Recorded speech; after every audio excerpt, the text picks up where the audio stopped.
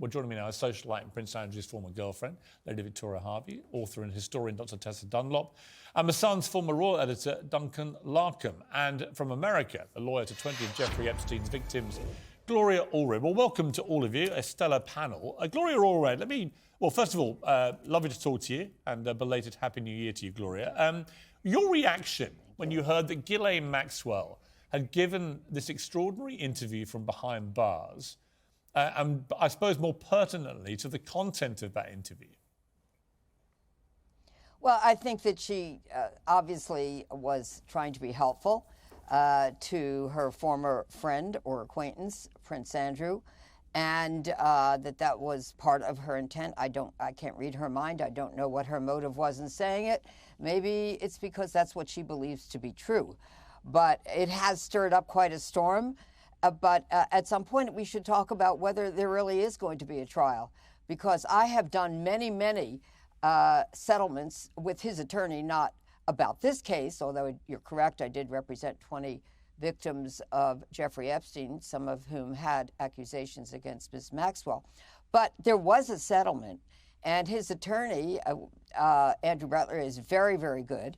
And for him to say that Prince Andrew, or to have it suggested as a rumor that he is going to file a lawsuit that somehow he was pressured by his mother into the settlement, that, as they say in the South, in some parts of the United States, that dog won't hunt, because that's not a reason to overturn a settlement. And further, likely, although I haven't seen the settlement, most settlements, or in fact all of them that I've ever done, with Andrew Brettler, his attorney, have always included an arbitration clause, which means that he can't just go right to trial, even if he would want to. If in fact he did file the lawsuit, Virginia could make a motion to compel arbitration, because there's always been arbitration clauses. And that would mean it's likely that the court, if it's a court in New York, would compel arbitration, and so there would not be a public trial. At best, there would be an arbitration. Okay, but Gloria, on the central point of the credibility of his accuser, there's no doubt that the settlement of the case with Alan Dershowitz, in which she admitted that she'd had memory mistakes and so on, that was a serious dent to her credibility. If you were representing Prince Andrew, wouldn't you think that actually, if the main accuser here, who received this huge amount of money, if this other case has basically collapsed on an issue of her credibility, would it not be worth at least trying to go again? Well, that case ended up in a settlement, not in a verdict. And the argument also could be, and of course I wouldn't represent Prince Andrew, but the argument for a plaintiff would be that, that maybe she had a memory lapse about one person and one set of events. That doesn't mean she had a memory lapse about other events. Right, but it would be one last thing, which is right. But but Gloria, you're a very smart lawyer, razor smart, I would say, one of the finest legal minds I know.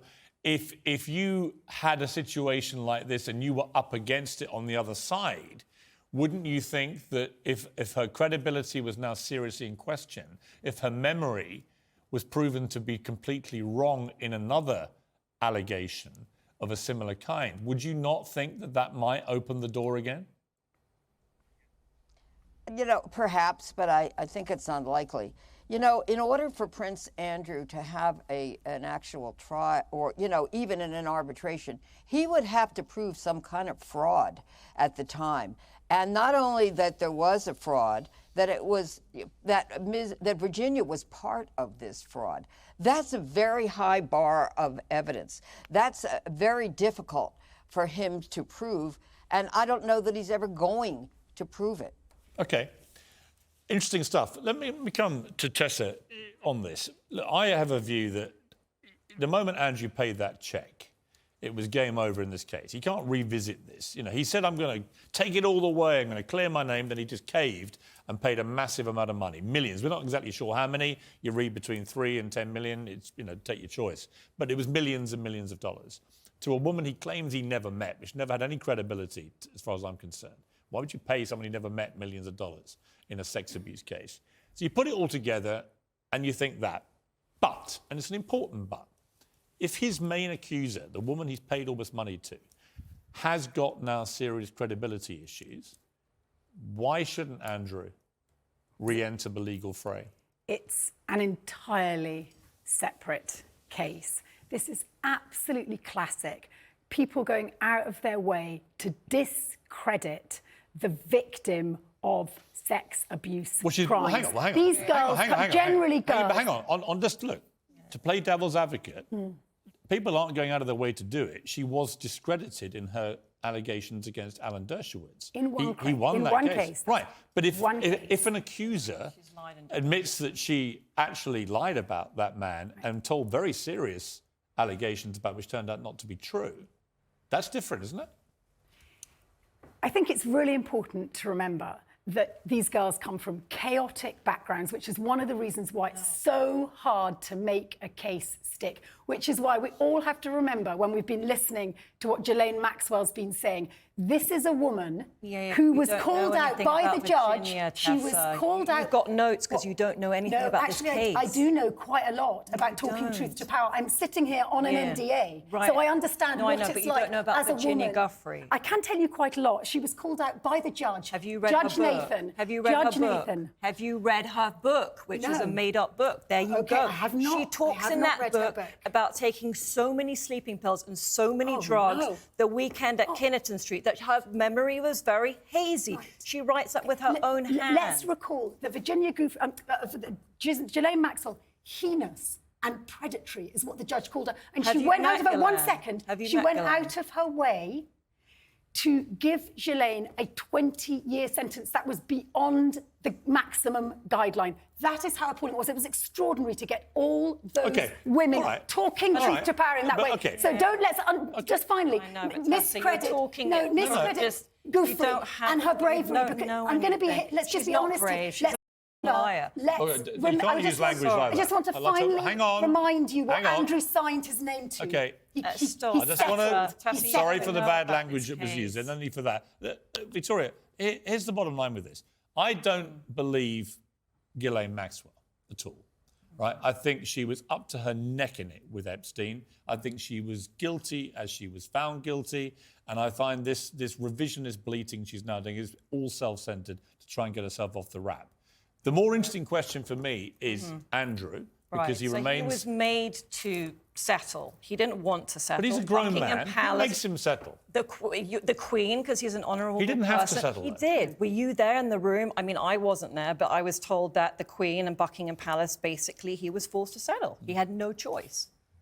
I mean, look, let's bring in Duncan here, because... And they literally just fed him to the wolves. OK. Right hang on, Tessa. I want to bring in Duncan. From a journalistic point of view, if we were pursuing this as an investigation, and you had a woman who made allegations against two high-profile people, and one was a top lawyer, right? Alan Dershowitz is not any old lawyer. This is a guy who represented John Lennon and got him from being deported, right? This is a famous guy in America. It's totally different. And no, here's my point. And she makes allegations of a similar nature against him as she did against Prince Andrew. And she's now had to drop that lawsuit, admitting she may have made a mistake in identifying him as one of her past abusers. We know, as journalists, our natural instinct would be to then be very sceptical about anything else that she was saying, right? Well, yes, but I mean, apart from the fact that this is a case that's gone on for years. But just pretend it's not her. Just pretend it's like a person has just done this and has openly lied. And then, so what would you think about the case with another person? Do you think she's being truthful? Well, either lied or she made a terrible mistake based on just had a very issues in her life. creative imagination and saw the whatever the colour reason, Tessa, wait a minute. Whatever the reason, she got it wrong, badly wrong, and seriously defamed Alan Dershowitz in the process. And he fought it all the way, and that lawsuit's now been dropped. And that is the same woman who's accused Prince Andrew. There are all kinds of things that, had it gone to court, that would have probably needed light shed on them and might not have stood up to any kind of testament at the time. The picture and the authenticity of it obviously being one of those points. But also about the involvement in newspapers more than a decade ago, when the story was being effectively sold to the tabloid papers, which I was part of at the time. And so that would be, in Britain, certainly, that would put a big question mark over any potential victim. But I don't think any of it matters if you take a step back. It doesn't actually matter what on earth Andrew's thinking if he is seriously contemplating reopening this. He's already been found guilty in the court of public opinion. And his appearance on the BBC with Emily Maitlis has just demonstrated... Well, that was a total disaster. Yeah, well, that was a complete setup. But He set that up. I can't even tell you what is really behind this because you wouldn't even understand. But it wasn't a setup. I mean, Newsnight went to him. He agreed to do an interview, and he thought he did well. He basically exposed himself hideously over an hour-long toe-curling encounter with a very smart journalist. Here's my problem with Andrew about all this, right? I remember when the pictures appeared on the front page of the News of the World of him walking with Epstein through a park, Central Park in New York. It wasn't like he just met him in the park. He spent 4 days with the guy at his Manhattan townhouse. We don't know Here are the how many pictures. days 4 days, and they were all partying. Right, lots of women seen coming and going in that time. This is after Epstein had admitted abusing a 14-year-old. After he was a convicted paedophile. So here's my question. Is that you can get round... I mean, everything else can be murky. Right. What I can't get my head round is Andrew, son of the Queen, flies to New York for a 4-day jolly. Do we know for sure it was 4 days? We do. It was 4 days. No. 4-day jolly with a guy who was a convicted paedophile. Yeah. Now, that alone... to me, should disqualify him from public life, right? I mean, you can't be a senior member of the royal family and consort with convicted paedophiles willingly for 4 days. Yeah, but, you know, we have to remember it wasn't such a big story back then. But it doesn't change the facts of what he did. It doesn't change the facts of what he did. When it happened the first time, I almost didn't even believe it when I first read it, because it was kind of like... that's classic. It wasn't on the front pages back then. But, Victoria, what you've said there is absolutely a classic case.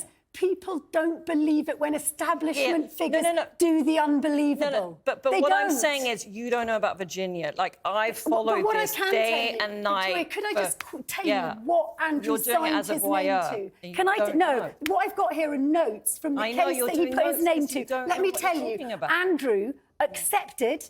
When he signed last year, he accepted that Virginia had suffered as an established victim of abuse. To anything, and as a result of public attacks, he accepted that publicly. So are you now saying Andrew's a liar? Because to rescind on that, he's a liar. He's never admitted anything, but any wrongdoing. But he accepts she was the victim of abuse, of sex abuse. Say that. Oh, so now you're saying he's a liar. So you know, the irony, Victoria, is if Andrew had not settled, if he had taken it to court, then actually, given the timeline of this other case collapsing, it could have been a situation where the credibility of his main accuser had been brought into serious question before they even got into court. In which case, the whole case may have been dropped anyway. What happened with Alan Dershowitz? I've been in communication with him, I don't know, maybe a year or so, and Virginia kept delaying. Her lawyers kept delaying and delaying and delaying, and his health wasn't good. You know, he was really suffering. And so if you're innocent, why would you keep delaying